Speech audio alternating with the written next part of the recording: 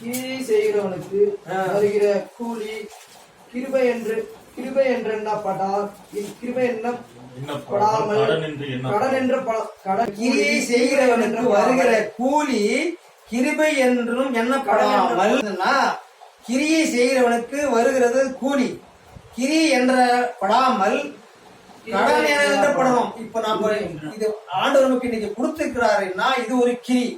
இது கடன் நம்ம ஒரு கடமை என்று சொல்லி போடக்கூடாது. இது நமக்கு கடன். நாம இதுக்கு பதில் கொடுக்கணும். எதுக்கு இந்த பதில் கொடுக்கணும்? வட்டி முதலோடு கொடுக்கணும். இன்னைக்கு ஒரு இடத்துல நம்ம ஒரு காசு கடன் வாங்குறோம்னா அந்த கடனுக்கு நம்ம வட்டி முதல் கொடுத்தாதான் அந்த கொடுத்தவனுக்கு மனசு சந்தோஷம், திருப்தி. அதே தன்மை போலதான் நம்ம ஆண்டவராகிய இயேசு கிறிஸ்துவுக்கும் அவருடைய செய்திகளை நாம் தொடர்ந்து கடைபிடித்து கொடுக்கும் போது அதுக்கு அவருக்கு திருப்தியாக இருக்கும். இதுதான் இதனுடைய அர்த்தமே. இதை நாம் புரிஞ்சிக்காமல் பல யோசனை பண்ணுவாங்க, பல சிந்தனை பண்ணுவாங்க. அடுத்தது சொல்றாங்க, அடுத்த வசனம். ஒருவன் கிரியை செய்யாமல் பாவியை நீதிமானாக்குகிறவரிடத்தில் விசுவாசம் வைக்கிறவனாய் இருந்தால் அவனுடைய விசுவாசமே அவனுக்கு நீதியாக எண்ணப்படும். எல்லாம் தெளிவப்படி. ஒருவன் கிரியை செய்யாமல் பாவியை நீதிமானாக்குகிறவரிடத்தில் விசுவாசம் வைக்கிறவனாய் இருந்தால் அப்படின்னா நம்ம ஒரு வார்த்தை வசனம் நம்ம செய்தி கேட்கல, இவரு இந்த ஆளுக்கு செய்தி கேட்கல, அந்த ஆளு கேட்பாரு, அந்த ஆளு நடப்பாரு என்று நம்ம விசுவாசம் வைக்கணும்.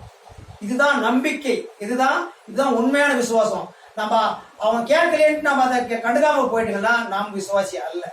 அந்த ஆளு நம்ம வார்த்தை கேட்பாரு, நம்ம வசனத்தை கேட்பாரு, நம்ம சத்தியத்தை கேட்பாரு, நம்ம பேச்சுக்கு அடங்குவாரு என்று கீழ்ப்படிவாருன்னு நம்ம நம்பினால் மட்டுமே இந்த வசனத்துக்கு அறிகுறி. இதுதான் என்ன அடுத்த வசனத்துக்கு.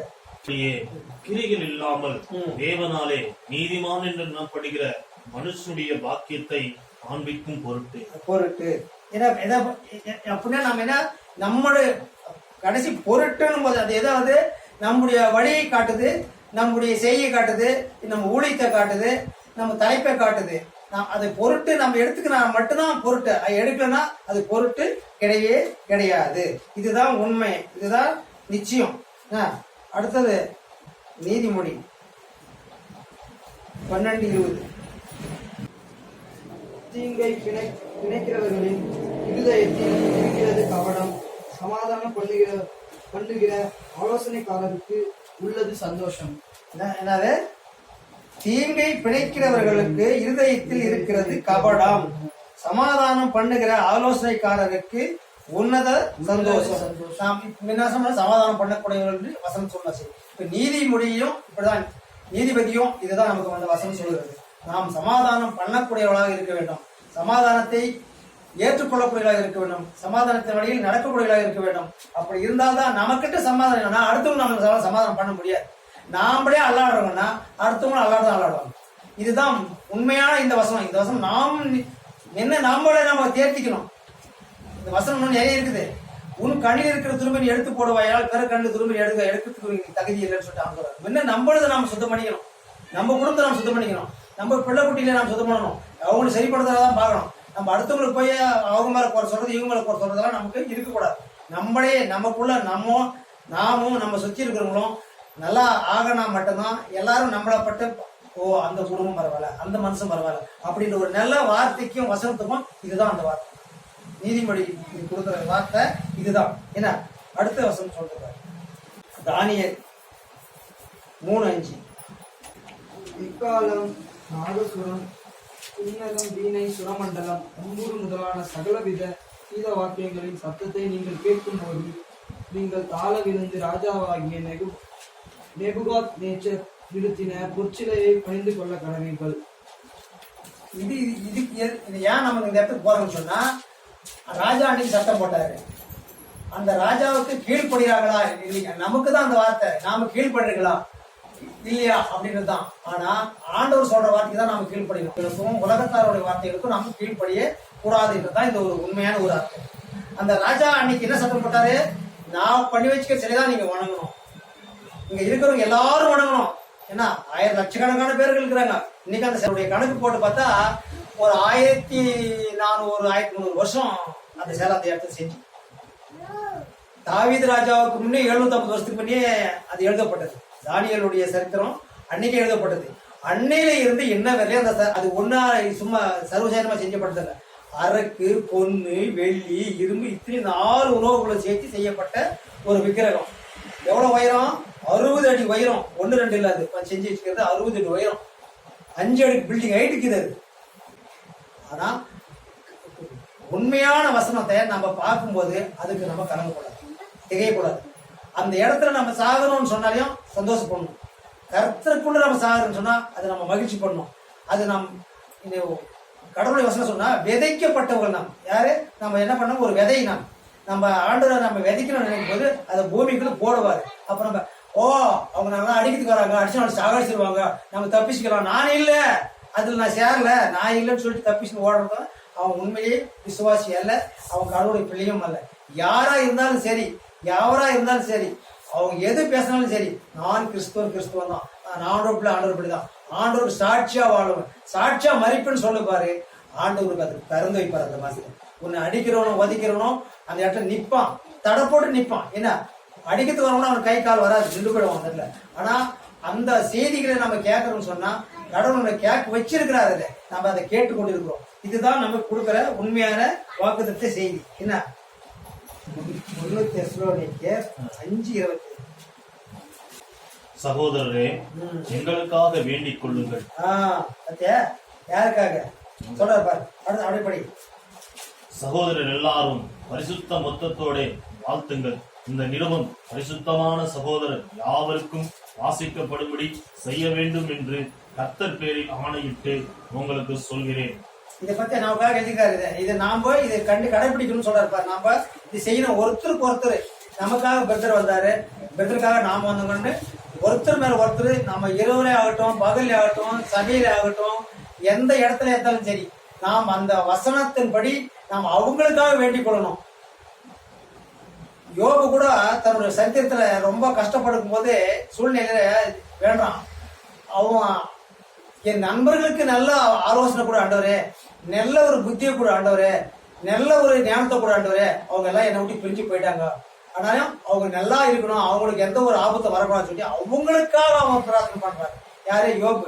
அந்த பிரார்த்தனை பண்ற ஜபம் கடவுள் கேட்டதால அவங்களுக்கு எல்லாமே ஒரு நல்ல மனதை வந்து மீண்டும் யோபு கிட்டிக்கு அவங்க வர வேணும். ஆனா யோபு சரித்திரத்துல கடைசியா வருஷம் என்ன சொல்றது, யோபு முன்ன இருந்ததை காட்டிலும் பின்னால அதிக ஐஸ்வர்யவனாக இருந்தான். அவனை போல தன் பிள்ளைகளுக்கு செல்வாக்கும் சுதந்திரமும் சொத்தும் கொடுத்தவும் உலகத்தை இதுவரை சரித்திரமே கிடையாது. சரித்திரத்திலே இடம் இல்லை. அந்த அளவுக்கு யோபு நடத்திருக்கிறாரு, கொடுத்திருக்கிறாரு. காரணம் என்ன கேட்டா, நாம் கடவுளை உண்மையிலேயே விசுவாசித்தோம். அவன் பொண்டாட்டி தன்னுடைய மனைவி கடைசி காலத்துக்கு ஒரு அந்த வியாதியில் இருக்கும்போது சொல்ற ஒரு வார்த்தை பத்தியா, தேவனை தூசித்து ஜீவனை விடு. ஏன் இந்த கிதியாக்கற கடவுளையே சபிக்கிறாவா, கடவுளையே சபிக்கிறா, சபின்னு சொல்லி கொடுக்குறா. அதுவும் என்ன சொல்லுறா, கடவுளை சபி, தேவனை தூசித்து உயிரை விடுன்னு சொல்றா. அப்பதான் சொல்றாரு, சொல்றாரு, பொடி பைத்தியக்காரிய, தேவன் நல்லவன். எவ்வளவு அழகா சொல்ற பத்தி அந்த வார்த்தையை. இதுதான் நாம் வேதத்தை பற்றி நான் வேதத்தை திருப்பியே பார்க்காது. ஏன் சொல்றேன், ஆண்டவர் அதெல்லாம் நமக்குள்ள மனப்பாடமா வச்சுக்கிறாரு. ஏன்னா அதெல்லாம் நம்ம மனசு கூட இருக்கும்போது நாம ஆண்டு கூட இருப்போங்க, ஆண்டு கூட உறுதியா இருப்போங்க, அதை பற்றி கொள்வோம். அப்படி பற்றி கொள்ளும் போது தான் நம்ம அதை உண்மையான விசுவாசிகளா உலகத்தாரா என்றது இந்த உலகத்துக்கும் தெரியும், நமக்கும் தெரியும், நம்முடைய வழிகளுக்கும் தெரியும், நம்ம நடந்து போற பாதைக்கு தெரியும். ஏன்னு கேட்டா, நல்லவனுக்கு கல் அடிச்சா கூட உள்ள கூட அவன் சாக மாட்டான். இன்னைக்கு நான் சொல்றேன் கேட்டுக்க. ஆனா சும்மா ஒருத்தன் உதவாத நமக்கு துரோகம் பண்றான்னு நினைச்சா அவன் கல் அடிச்சா கூட அவன் வந்து அந்த இடத்துல உயிரிட்டுருவான். அப்படி இராமல் தேவனுக்கு பிரியமா இருக்கணும், தேவனுக்கு உகந்த வாசனையா இருக்கணும். அதுதான் கடவுள் நமக்கு கொடுக்கிற வாக்குத்தத்த வார்த்தைகள். நாம் சத்தியத்தை கேட்கணும், சத்தியத்தை நடக்கணும். சத்தியத்தில் இருந்தால் மட்டுமே நாம் தேவனுடைய பிள்ளைகளாக இருக்க முடியும். கடைசியிலே நமக்கு அவருக்கு சப்போர்ட்டும் கிடைக்கும். என்ன கடைசி நம்ம முடிப்போம். நீதிமொழி 6:1-15. செம்மையானவனுடைய நீதி அவனை தப்புவிக்கும், துரோகிகள் தங்கள் தீவினைகளை பிடிப்படுவார்கள். துன்மார்கள் மரிக்கும் போது அவன் நம்பிக்கை அழியும், அக்கிரமக்காரின் அச்சோவை கெட்டு போகும். வசனம் செம்மையாருடைய நீதி அவர்களை தப்பு வைக்கும். யாரே? நாம இப்படி ஆண்டவருக்குள்ள நீதியாகவும் நேர்மையாகவும் நடந்ததுங்கன்னா நமக்கு எந்த கஷ்டம் இருந்தாலும் சரி, எந்த ஆபத்து இருந்தாலும் சரி, நம்ம அதை கண்டிப்பா தப்பு வைக்கும். இதுதான் நிச்சயம். கடைசி நமக்கு ஆண்டவர் கொடுக்குற வாக்குத்தத்தை நம்ம இந்த வாக்குத்தத்தமா ஏத்துக்கணும். இந்த வார்த்தையை நம்ம கடவுள் இன்னைக்கு நம்ம கொடுத்த செய்தியில என்னடா கடைசி செய்தி ஞாபகம் வச்சுக்கணும். அடுத்த வாரம் வரை இது நமக்குள்ள இருக்கணும், பத்திரமா இருக்கணும். எது நம்ம செய்தி படிக்கணும். அடுத்த வாரம் வந்து பாஸ் அடிக்கிட்டு நம்மளுக்கு கேட்பாரு, போன வாரம் என்ன செய்தி நடத்தினா, என்ன கடைசி சொல்றேன் அப்படின்னு கேட்பாரு. இன்னைக்கு நானும் அதை தான் சொல்ல வரேன். கடைசி என்னன்னா, நாம் செய்தி கொடுக்கும் போது கடைசி நம்ம என்ன கொடுத்தோங்க, என்ன அது அவங்களுக்குள்ள பதிஞ்சிச்சு, அவங்க அதை தொடர்ந்து கடைபிடிப்பாங்களா, அதில் அப்படி நடப்பாங்களா அப்படின்றது அதுக்குதான் அந்த வார்த்தை. அப்பதான் இந்த வார்த்தையை நம்ம அப்படி பிடிக்கும் போது நம்மளுக்கு தப்பு வைப்பாரு. அப்ப நம்ம தப்பு வைக்கும் போது நினைவு கூறுவோங்க, நம்ம இந்த வார்த்தையில கேட்ட வசனம் இது நம்மளுக்கு ஒரு ஓடுங்க, நம்ம இது ஒரு காலம் வந்தது, இதெல்லாம் நின்று நம்ம தப்பிச்சுக்கிறோம். அப்ப நினைவு கூறணும், ஏசாப்பா நீ தப்பு வச்சு இன்னைக்கு எனக்கு வந்த வசனம் என்னை காப்பாத்துச்சு. இதுதான் வசனத்தின்படி நடந்து வசனத்தை கேட்டு வசனத்தை தியானிச்சு நீ வழியில் போனா கூட உனக்கு வர கண்டிப்பா தப்பு வச்சு விடும். இதுதான் உண்மை, இதுதான் நிச்சயம். இதை நாம் அனைவரும் இது மனதில் பற்றி கொள்ள வேண்டும், உறுதிப்படுத்திக் கொள்ள வேண்டும்.